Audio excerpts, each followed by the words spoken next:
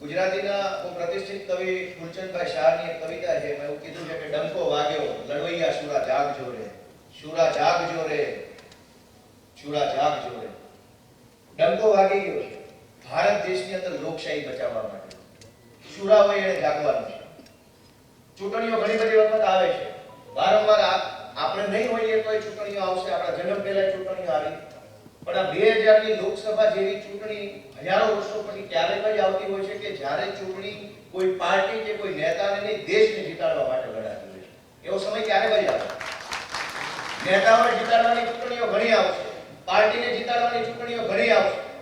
ભારતને બચાવવા માટેની, ભારતની અંદર લોકશાહી બચાવવા માટેની અને લોકશાહીની અંદર પણ બંધારણીય સંસ્થાઓ બચાવવાની આ ચૂંટણી આવી છે. એટલે એમ કહેવાનું છે લડવૈયા શુરા જાગજો, ડંકો વાગ્યો છે. આપણી સૌની જવાબદારી બને છે કે આપણે આ ચૂંટણીની અંદર આપણું સર્વસ્વ હોમી દઈએ અને આમ આદમી પાર્ટીને ઇન્ડિયા ગઠબંધનને જીતાડવા માટે થઈ અને પૂરો આપણે બલિદાન આપીએ, ત્યાગ આપીએ. મહાભારતની અંદર પહેલા શ્લોકની અંદર ધૃતરાષ્ટ્ર જે સંજયને પૂછે કે ધર્મ ક્ષેત્રે કુરુક્ષેત્રે સમવેતા યુયોત્સવ મામકાસ્ત્ર પાંડવાસ્ત્ર કિમ કુર્વત સંજય. એટલે એમ પૂછે છે કે યુદ્ધના મેદાનમાં, ધર્મ ક્ષેત્રની અંદર, કુરુક્ષેત્રના યુદ્ધના મેદાનમાં યુદ્ધ કરવા માટે ઉત્સુક મારા અને પાંડવોના બાળકો શું કરે છે? મને રિપોર્ટ આપો, મને બતાવો. સંજયને પૂછે. એક બાજુ કૌરવોની અક્ષોહિણી સેના છે, વણવણતા ઘોડાઓ છે, રથ છે, તીર, ભાલા, આધુનિક શસ્ત્રો, દુનિયાભરની સેના ઊભી છે. એક વખત ઓર્ડર છૂટે અને ખેદાન મેદાન કરી નાખતી સેના ઊભી છે. એક બાજુ ઈમાનદારીથી, નિષ્ઠાથી, સત્ય સાથે લઈને ઉભેલા 5 પાંડવો છે અને 5 પાંડવો સાથે ઈશ્વર તરીકે ભગવાન શ્રી કૃષ્ણ સાથે ઉભા છે. આપણી સાથે એવું છે કે એક બાજુ ભાજપની ઈડીની સેના, સીબીઆઈની સેના, એસબીઆઈ, એના પાસે પોલીસ, સરકાર, ડેપ્યુટી કલેક્ટર, મામલતદારો, ગુંડાઓ, બુટલેગરો, કોન્ટ્રાક્ટરો, માફિયાઓ, હજારો લોકોની સામે ઉભા છે. અને એક બાજુ અરવિંદ કેજરીવાલ, ભગવત માન, આપણા જેવા નાના નાના સૈનિકો ઉભા છે. આપણી સાથે સત્ય છે, આપણી સાથે ઈશ્વર છે. લડાઈ ભીષણ થવાની, આસાન લડાઈ નથી અને આસાન નથી એટલે જ આપણે લડવાની છે દોસ્તો. આસાન હોત તો કોઈ લડે.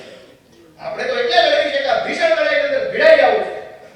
નામ લખાવું છે ઇતિહાસની અંદર કે આમ આદમી પાર્ટી વાળા લડ્યા અને ગુજરાતમાંથી 2 સીટો લગાવીને દિલ્હીની અંદર. ઘણી વખત આગ લાગે. આપણે જોયું છે જેમ કે વડોદરા હરણીની અંદર બોટ દુર્ઘટના બની, મોરબીમાં કોઈ દુર્ઘટના બની, એની પહેલા તક્ષશિલામાં આગ લાગી, એની પહેલા ક્યાંક બીજે આગ લાગી, અથવા ક્યાંક પૂર આવે, અથવા ક્યાંક કોઈ હોનારત થાય, તો 2 પ્રકારની ઘટનાઓ સામે આવે કે એ આગ જ્યારે લાગી ત્યાં આજુબાજુમાં જે ઊભા હતા એમાંથી ભાગ્યા કેટલા અને અંદર કૂદીને જીવ બચાવવાની કોશિશ કોણે કરી. 2 પ્રકારની ઘટના સમાજની સામે આવે. આ દેશની અંદર આગ લાગી છે તાનાશાહીની, ભ્રષ્ટાચારની, દાદાગીરીની. આપણું નામ ભાગી જવા વાળામાં લખાવું છે કે કૂદીને બચાવવા વાળામાં લખાવું છે? આપણા બધા નામ આપણે જોઈએ કે જ્યારે કોઈ ઘટના બને એટલે ફોટો આવે કે ઢેકણાભાઈએ કૂદ્યા અને 4 છોકરાનો જીવ બચાવ્યો. એનો વિડિયો આપણે બધા જ વાયરલ કરીએ. વાત સાચી છે કે ખોટી? જે કૂદી જાય એનો ફોટો આપણે વાયરલ કરીએ, આખી દુનિયાને બતાવે કે અહીંયા આગ લાગી, કે અહીંયા દુર્ઘટના બની, કે અહીંયા પૂર આવ્યું તો ફલાણા ભાઈએ પોતાનો જીવ જોખમમાં મૂકીને 4 બાળકો બચાવી લીધા. કેટલાક લોકો પાર્ટી છોડીને ભાગે છે. કાઈ વાંધો નહીં, ભગવાન એમને સુખી રાખે, 100 વર્ષ ના કરે.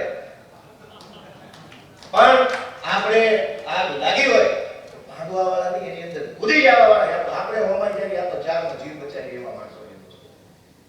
એટલે બધાને મારી વિનંતી છે કે ઠીક છે આપણે બેઠા છીએ, ખુશ છીએ, આપણા નેતા બેઠા છે, તાલી પાડીએ, પણ આ હોલમાંથી, આ મીટિંગમાં, આ સભા પૂરી થાય પછી આપણી જવાબદારી ચાલુ થાય છે કે હવે ઘરે નથી જવાનું.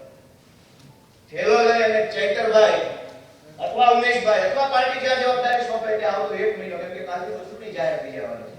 થેલો લઈ અને મતદાનના દિવસ સુધી આપણે રહી જવાનું છે જ્યાં આપણને જવાબદારી મળે. તો આપણે માનીશું કે સાચા યોદ્ધા થઈને આપણે આગમાં જઈએ. આ આપણી પરીક્ષાનો સમય છે. મેં કીધું એમ નેતાને જીતાડવાની, પાર્ટીને જીતાડવાની ચૂંટણીઓ 100 આવશે. આ ભારતને જીતાડવાની ચૂંટણી જે આપણા બાળકોને કહી શકશું કે અમારા સમયમાં તો એવી ચૂંટણી આવેલી, કરો એ ભરોની લડાઈ થઈ અને એમાં તમારા દાદા કે તમારા બાપા જે આગળ કરતા હતા એવું કહી શકશું આપણે. આપણને એની ખુશી થશે, ગર્વ થશે. એટલે બધાને મારી વિનંતી કે આપણે બધાએ પૂરી તાકાતથી આ ચૂંટણીની અંદર ઝંપલાવીએ. આપણને ઉમેદવાર તરીકે ભાઈ શ્રી ચૈતરભાઈ, ઉમેશભાઈ બહુ સરસ માણસ મળ્યા છે. સમાજમાં આપણે જોઈએ કે ભાજપ વાળા ધમકી મારવાનું છોડો, ધમકી તો ધંધો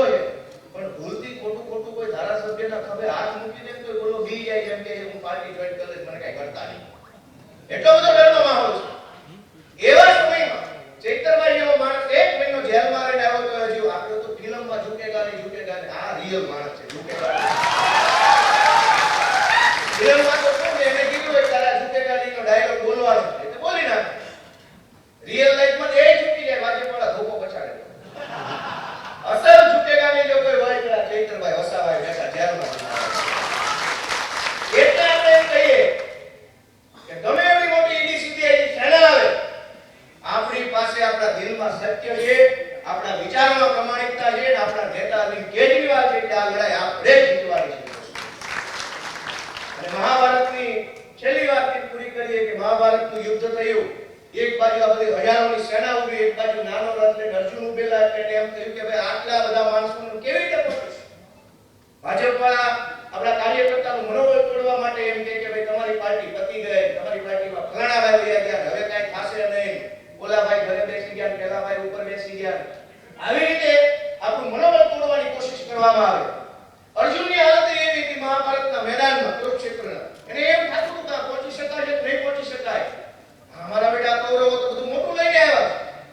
એ વખતે ભગવાન શ્રી કૃષ્ણએ એને કીધું કે હતોવા પ્રાતસ્સી સ્વર્ગમ જીત્વા વા ભોક્ષસે મહિમ તસ્માત ઉત્તિષ્ઠ હે કુંતે યુદ્ધાય કૃતનિશ્ચય. એણે એમ કીધું કે આ યુદ્ધના મેદાનમાં મરી જાય તો સ્વર્ગ મળશે, લડવા બદલ બલિદાન આપવા બદલ તને સ્વર્ગમાં સ્થાન મળશે. યુદ્ધને જીતી જાય તો આ દુનિયાના તમામ ભોગ ભોગવવા મળશે. માટે હે અર્જુન, યુદ્ધનો નિશ્ચય કર, ઊભો થઈને લડવાનું ચાલુ કર. આપણા માટે એ પરિસ્થિતિ છે કે આ યુદ્ધમાં જીતી જઈશું તો ભારતનું ભાગ્ય બદલવાની તક આપણને અરવિંદ કેજરીવાલજીને ભગવંત માન સાહેબને મળશે. કદાચ નહીં જીતીએ તો બાળકોને કહેવા લાગે તમારો બાપો કળ ઊંચા રાખીને લડતો હતો, કાંઈ વાંધો નહીં. આપણા માટે કરોયા મરોની લડાઈ છે. એવા સમયે માનનીય ભગવંત માન સાહેબ, માનનીય અરવિંદ કેજરીવાલજી આપણો ઉર્જા વધારવા, આપણો ઉત્સાહ વધારવા માટે આપણી વચ્ચે આવ્યા છે. હું એમનો ખૂબ ખૂબ આભાર માનું છું. આપ સૌ અરવિંદ કેજરીવાલજીના બાહોશ સૈનિકોનો પણ ખૂબ ખૂબ આભાર માનું છું, અભિનંદન કરું છું અને આપ સૌને વિનંતી કરું છું કે આ યુદ્ધની અંદર જંપલાવી દેવાનું છે અને જીતીને બતાવવાનું છે દોસ્તો.